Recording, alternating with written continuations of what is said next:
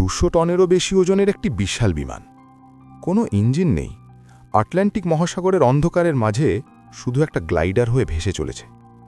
নিচে হাজার হাজার ফুট গভীর সমুদ্র, উপরে রাতের অন্ধকার, আর আশেপাশে ল্যান্ড করার কোনো রানওয়ে নেই। এই মুহূর্তে রাগ পর্যন্ত কমার্শিয়াল এভিয়েশনের পুরো ইতিহাসে জ্বালানি লিক হয়ে সম্পূর্ণ শেষ হয়ে যাওয়ার কোনো রেকর্ডের ঘটনা ছিল না। কোনো পাইলট এই পরিস্থিতির মুখোমুখি হননি। কোনো ট্রেনিং ম্যানুয়াল ছিল না, কোনো চেকলিস্ট ছিল না, কোনো নজির ছিল না। যা ঘটেছিল সেটা করার কোনো নির্দেশনা পৃথিবীতে তখন লেখা ছিল না। তবুও সেই রাতে ৩০৬ জন মানুষ বেঁচে গিয়েছিলেন। এটা তাদের গল্প। আসল গল্পটা শুরু হয় ২৩ অগাস্ট ২০০১ সালের দুর্ঘটনার অগাস্ট। আবার মেটাল পার্টিকেল পাওয়া গেল। এখন আর কোনো সন্দেহ নেই, ইঞ্জিন বদলাতে হবে। কিন্তু সমস্যা হলো এয়ার ট্রানজিটের কাছে কোনো স্পেয়ার ইঞ্জিন ছিল না। তাই তারা রোলস রয়েস কোম্পানির কাছ থেকে একটা ইঞ্জিন ধার নিল। এখানেই শুরু হলো আসল বিপদ। ধার করা ইঞ্জিনটা ছিল পুরনো ডিজাইনের, আর প্লেনের বাকি সিস্টেম ছিল নতুন ডিজাইনের। বাইরে থেকে দেখলে সব একই মনে হয়, কিন্তু ভেতরে জ্বালানি এবং হাইড্রোলিক পাইপের ফিটিং একটু আলাদা। তোমার একটা চার্জার নষ্ট হয়ে গেছে, তুমি একটা মিলের মতো চার্জার লাগালে, বাইরে দেখতে একই, কিন্তু ভেতরের পিন একটু আলাদা। কিছুদিন চলবে, তারপর শর্ট সার্কিট। ঠিক এটাই হয়েছিল। এখন মেকানিকরা ইঞ্জিন বসাতে বসে পড়লেন, কিন্তু সমস্যা দেখা দিল নতুন ইঞ্জিনে হাইড্রোলিক পাম্প লাগানো যাচ্ছে না, কারণ মাঝখানে ফুয়েল টিউব আটকাচ্ছে। লিড টেকনিশিয়ান রোলস রয়েসের সার্ভিস ম্যানুয়াল খুঁজতে গেলেন। ৩টে আলাদা কম্পিউটারে চেষ্টা করলেন, ৩বারই নেটওয়ার্ক ডাউন। কিন্তু এখানে একটা চমকানো তথ্য আছে। সেই সার্ভিস ম্যানুয়াল অফলাইনে সিডিতে সেই একই বিল্ডিংয়ে রাখা ছিল, কিন্তু লিড টেকনিশিয়ান জানতেনই না যে সিডি আছে। যে ডকুমেন্টের ওপর ৩০৬ জনের জীবন নির্ভর করছিল সেটা পাশের ঘরেই ছিল, কিন্তু কেউ খোঁজেনি। সময়ের চাপ ছিল প্রচণ্ড। রোববার দুপুরের মধ্যে প্লেন তৈরি করতে হবে, শিডিউল ফ্লাইট আছে। তাই টেকনিশিয়ান একটা শর্টকাট নিলেন। ইঞ্জিনে ফুয়েল টিউব বসালেন নতুন ডিজাইনের, কিন্তু হাইড্রোলিক টিউব রেখে দিলেন পুরনো ডিজাইনের।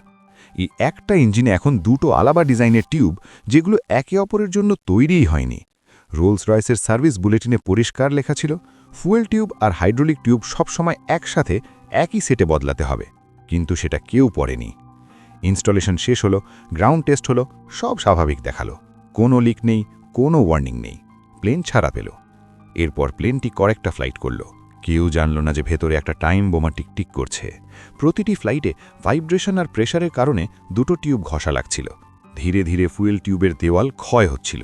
শুধু সময়ের অপেক্ষা ছিল, কখন সেটা সম্পূর্ণ ভেঙে যাবে। 23 আগস্ট 2001, কানাডার টরন্টো পিয়ারসন আন্তর্জাতিক বিমানবন্দর। রাত 11টা। গেটে গেটে মানুষের ভিড়। গরমের ছুটিতে পরিবার নিয়ে ভ্রমণকারীরা, ছাত্রছাত্রী, দম্পতিরা। এর মধ্যে একটি গেটে দাঁড়িয়ে আছে এয়ার ট্রান্সেটের ফ্লাইট TSC-236। টরন্টো থেকে পর্তুগালের লিসবনের উদ্দেশ্যে একটা সাধারণ রাতের ফ্লাইট। বেশিরভাগ যাত্রী পর্তুগিজ বংশোদ্ভূত কানাডিয়ান, গ্রীষ্মের ছুটিতে দেশে যাচ্ছেন। 293 জন যাত্রী, 13 জন ক্রু সদস্য, মোট ৩০৬ জন মানুষ। টেক অফের আগে প্লেনে ৪৬.৯ মেট্রিক টন জ্বালানি ভরা হলো, যা দরকার তার চেয়ে ৫.৫ টন বেশি। মাঝরাত 12:52 প্লেন টেক অফ করল। কয়েক মিনিটের মধ্যে ৩৯,০০০ ফুট উচ্চতায় পৌঁছে গেল। যাত্রীরা ডিনার করলেন, কেউ মুভি দেখলেন, বাচ্চারা ঘুমিয়ে পড়ল। ধীরে ধীরে কেবিনের আলো কমে গেল। একটা পুরোপুরি স্বাভাবিক ট্রান্স আটলান্টিক ফ্লাইট। বাইরে থেকে সব ঠিকঠাক মনে হচ্ছিল, কিন্তু ককপিটের ভেতরে কিছু একটা হচ্ছিল, যা এই ফ্লাইটকে এভিয়েশন ইতিহাসের সবচেয়ে ভয়ঙ্কর ফ্লাইটগুলোর একটায় পরিণত করবে। ফ্লাইট ডেটা রেকর্ডের রেকর্ড করছিল রাত 4:38 থেকে জ্বালানি অস্বাভাবিক দ্রুত গতিতে কমতে শুরু করেছে। সেই ঘষা খাওয়া ফুয়েল টিউবের দেওয়ালে একটা এল আকৃতির ফাটল তৈরি হয়েছিল। প্রতি ঘণ্টায় ১৩ মেট্রিক টন জ্বালানি আটলান্টিক মহাসাগরে ঝরে পড়ছিল। ৩০৬ জন মানুষের মধ্যে কেউই জানত না। কোনো অ্যালার্ম বাজেনি, কোনো ওয়ার্নিং লাইট জ্বলেনি। কারণটা ছিল ভয়ঙ্কর। এয়ারবাস A330-এ ফুয়েল লিক সরাসরি ধরার কোনো সেন্সারই ছিল না। এই ধরনের লিক ধরার সিস্টেম লাগানোর সুপারিশ করা হয়েছিল ঠিক ৪ বছর আগে, ১৯৯৭ সালে, যখন এয়ার ফ্রান্সের একটি A320-তে একই ধরনের ঘটনা ঘটে। এয়ারবাস প্রক্রিয়া সংশোধন করেছিল, কিন্তু অটোমেটেড ওয়ার্নিং সিস্টেম লাগায়নি। 4 বছর পর হুবহু একই দৃশ্য ফ্লাইট 236-এ পুনরাবৃত্তি হচ্ছিল। রাত 5:03। প্লেনটি তখন আটলান্টিক মহাসাগরের মাঝপথে। এই ফ্লাইটের দায়িত্বে ছিলেন দুজন অত্যন্ত অভিজ্ঞ পাইলট। ক্যাপ্টেন রবার্ট পিশ, বয়স 48, মোট 16,800 ঘণ্টার অভিজ্ঞতা। এর আগে বুশ পাইলট হিসেবেও কাজ করেছেন, মানে জঙ্গলে, হ্রদের পাশে কোনো রানওয়ে ছাড়াই প্লেন নামানোর অভিজ্ঞতা আছে তার। কো পাইলট ডাগ ডে জেগার, বয়স 28, মোট 4,800 ঘণ্টার অভিজ্ঞতা। রাত 5:03 ক্রু ডান ইঞ্জিনের অয়েল রিডিংয়ে অস্বাভাবিকতা লক্ষ্য করেন। কিন্তু পাইলটরা ভাবলেন, ফিউয়েল লিক কেন হবে? নিশ্চয়ই কোনো কম্পিউটার ফল্ট। রাত 5:33। টেক অফের প্রায় 4.5 ঘণ্টা পরে ককপিটে একটা অ্যাডভাইজারি মেসেজ ফ্ল্যাশ করল, ফিউয়েল ইমব্যালেন্স। বাম আর ডান উইংয়ের ট্যাঙ্কে জ্বালানির ভারসাম্য নষ্ট হয়ে গেছে। আধুনিক বিমানে এটা মাঝে মধ্যে হয়, স্বাভাবিক সমস্যা, একটা স্ট্যান্ডার্ড প্রক্রিয়া আছে সমাধান করার। ক্রু ভাবলেন না এতটা বড় ব্যাপার না, সামলে নেওয়া যাবে। কিন্তু এখানেই এই পুরো ঘটনার সবচেয়ে বড় ভুলটা হলো। চেকলিস্টে স্পষ্ট লেখা ছিল, যদি ফিউয়েল লিকের সন্দেহ হয় তাহলে ফিউয়েল লিক প্রসিজিওর অনুসরণ করতে হবে, ফিউয়েল ইমব্যালেন্স প্রসিজিওর নয়।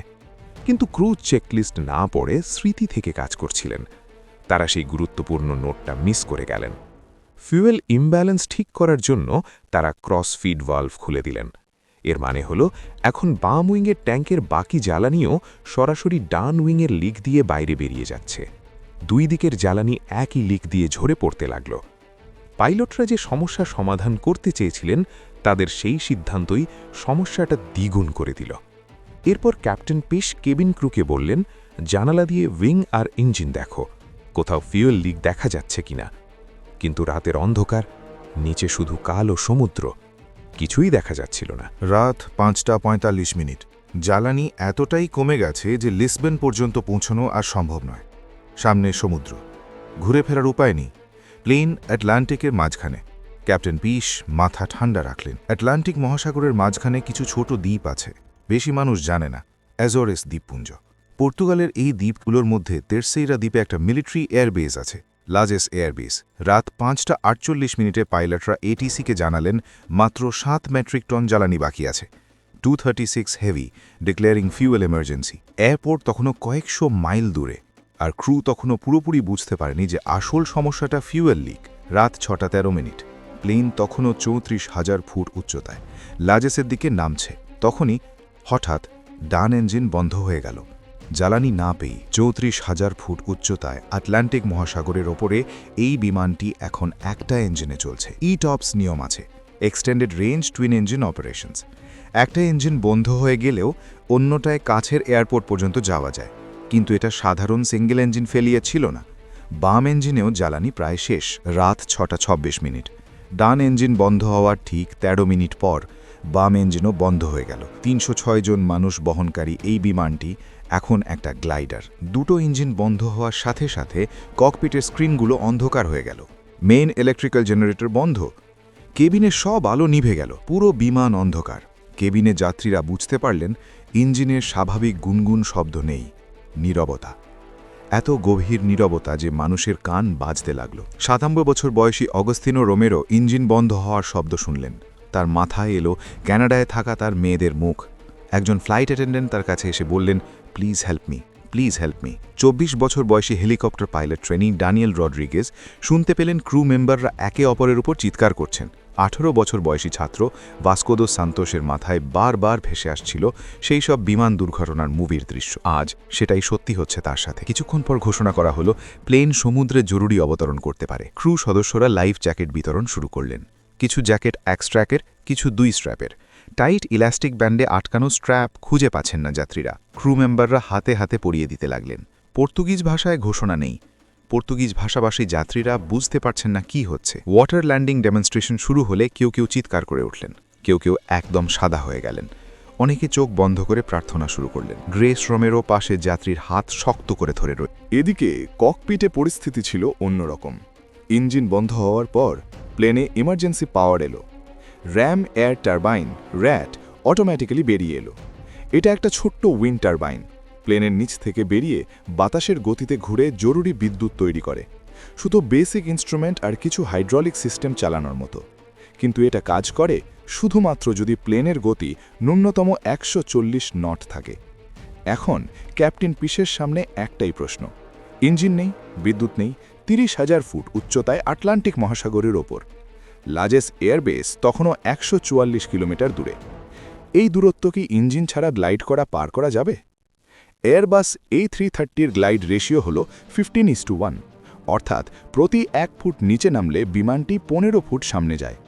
30,000 ফুট উচ্চতা থেকে হিসেব করলে দাঁড়ায় প্রায় 137 কিলোমিটার।